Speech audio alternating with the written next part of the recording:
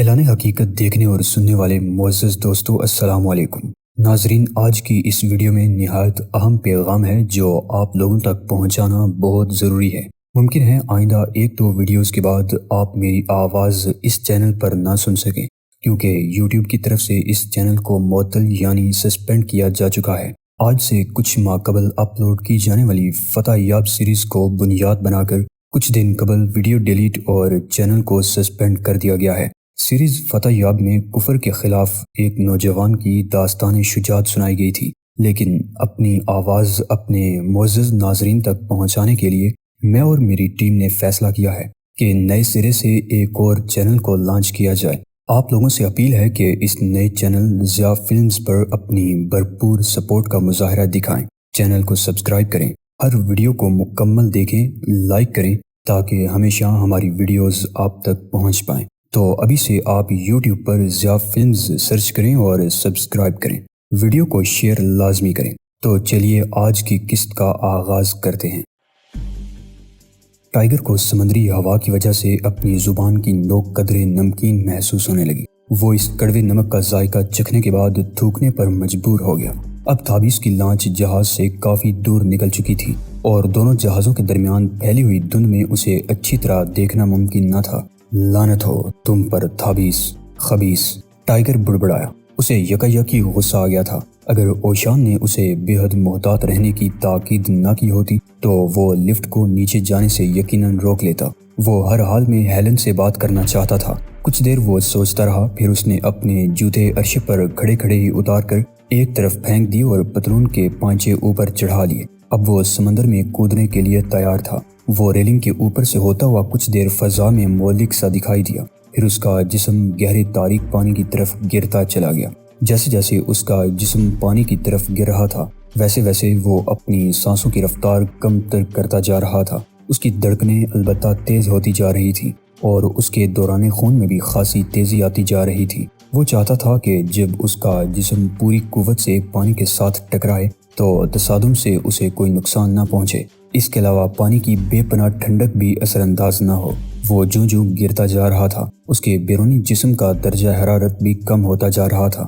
اسے یقین تھا کہ جب اس کا جسم پانی سے ٹکرائے گا تو اس کے اعضاء اور اس کی جلد اس تصادم اور پانی کے درجہ حرارت سے متاثر نہیں ہوگی۔ وہ پیروں کے بل پانی سے ٹکرایا۔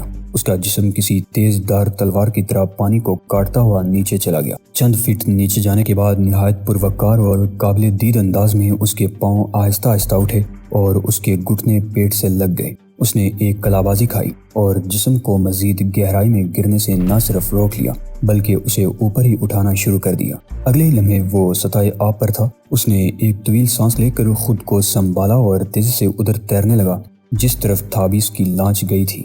اس کے تیرنے کا انداز کسی شارک مچھلی جیسا پروقار اور طاقتور تھا۔ وہ تیرتا رہا اور اس کی رفتار میں تیزی آتی رہی۔ لانچ زیادہ تیز رفتاری سے نہیں جا رہی تھی، اس لیے ٹائیگر کو اس تک پہنچنے میں زیادہ محنت نہیں کرنا پڑی۔ جلد ہی اسے لانچ کے انجنوں کی آواز سنائی دینے لگی۔ وہ تیرتا رہا حتیٰ کہ لانچ کی روشنیوں میں اسے ہیلن دکھائی دینے لگی۔ ہیلن عرشے پر لانچ کے عقبی حصے میں ایک کرسی پر بیٹھی ہوئی تھی۔ وہ گہری سوچ میں ڈوبی ہوئی تھی۔ غالباً تھابیس نے اس کے انکہے خیالات کو پڑھ لیا تھا۔ اس نے خود ہی بات چھیڑ دی۔ وہ ایک پرکشش نوجوان ہے، اس نے دھیمی آواز میں کہا، لیکن وہ بے حد خطرناک بھی ہے۔ کچھ لوگ یہی رائے آپ کے بارے میں بھی رکھتے ہیں، لیکن جہاں تک میرا تعلق ہے یہ بات بالکل غلط ہے۔ تھابیس نے احتجاج کرنے والے انداز میں کہا۔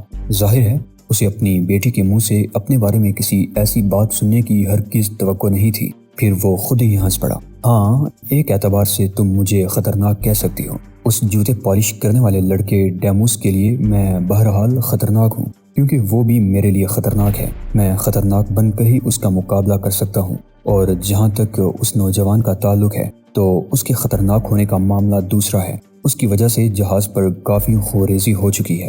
یہ بات آپ کو کیسے معلوم ہوئی پاپا؟ ہیلن حیران رہ گئی۔ تھابیس چونک کر اس کی آنکھوں میں دیکھنے لگا۔ آپ آج شام سے پہلے اس جہاز پر موجود نہیں تھے؟ ہیلن نے اپنے سوال کی وضاحت کی۔ پھر آپ کو کیسے معلوم ہوا کہ جہاز پر خونریزی ہوئی ہے؟ میں اس سلسلے میں کہانیاں سن چکا ہوں، تھابیس نے قدرے کمزور لہجے میں کہا۔ انداز ایسا ہی تھا جیسے وہ بولتے بولتے خیالوں میں کھو گیا ہو۔ تم یہ کیوں بول رہی ہو کہ ابھی کچھ دیر قبل وہ ہمارے 8 بہترین آدمیوں کو ناکارہ بنا چکا ہے؟ ان میں بعض کا تو ذہنی توازن بگڑ گیا ہے اور وہ لوگ ایک دوسرے کو ہی مارنے پر تل گئے ہیں۔ اس کے علاوہ مجھے جو رپورٹ ملی ہے اس کے مطابق ہمارے ایک اور اہم باڈی گارڈ کے دونوں ہاتھ بیکار ہو گئے ہیں۔ ان سب باتوں سے صرف ایک ہی بات سامنے آتی ہے کہ وہ ایک خطرناک نوجوان ہے، بے حد خطرناک۔ ہیلن خاموش رہی۔ اس کی انگلیاں چمکدار ریلنگ پر جمی ہوئی تھی۔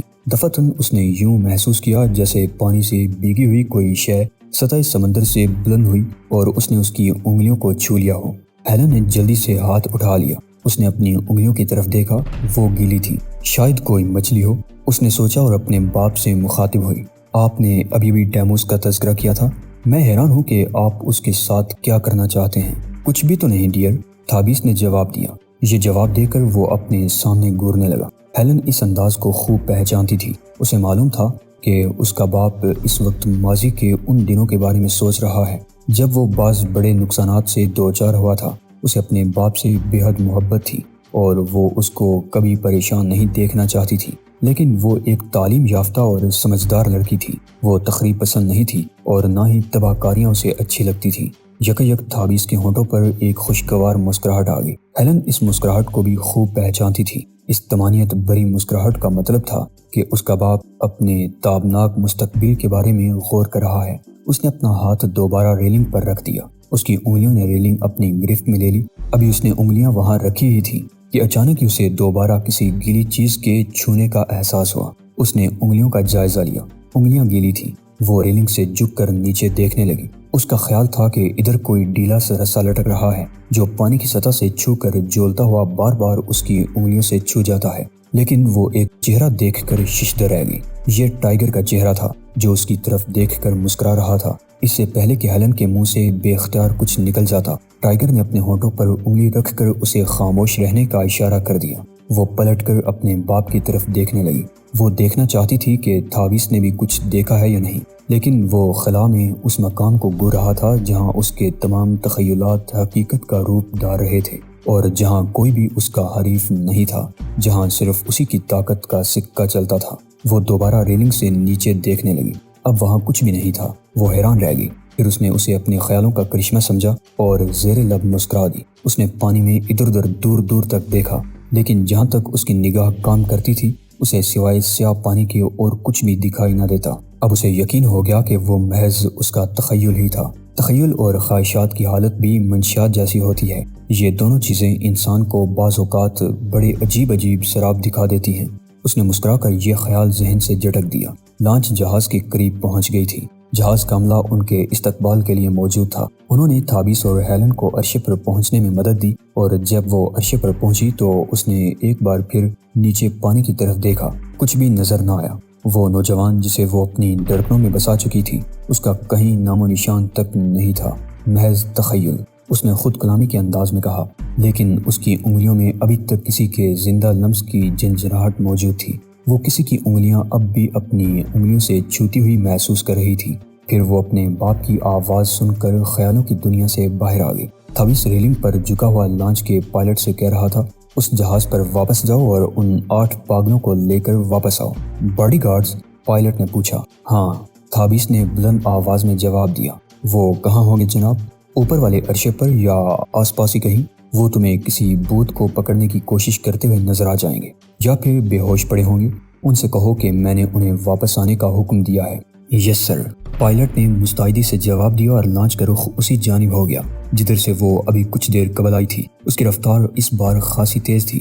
گڈ نائٹ ڈیڈی، ہیلن نے کہا۔ گڈ نائٹ ڈیئر، خوب اطمینان سے سو جاؤ، تھابیس نے نرمی سے مسکراتے ہوئے کہا۔ ہیلن اپنے کیبن کی طرف چل دی۔ وہ عقب سے اسے پروکار انداز میں چلتے ہوئے دیکھتا رہا۔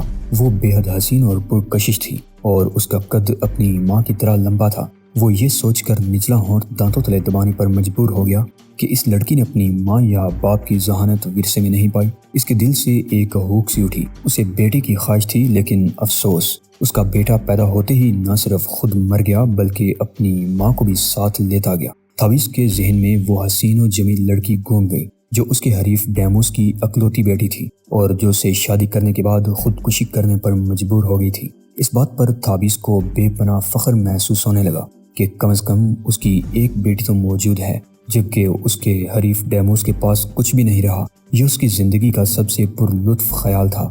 وہ جب بھی اس پہلو پر سوچتا تھا اس کی انا کو بے حد تسکین ملتی تھی۔ لانچ اس کی نگاہوں سے اوجھل ہو گئی۔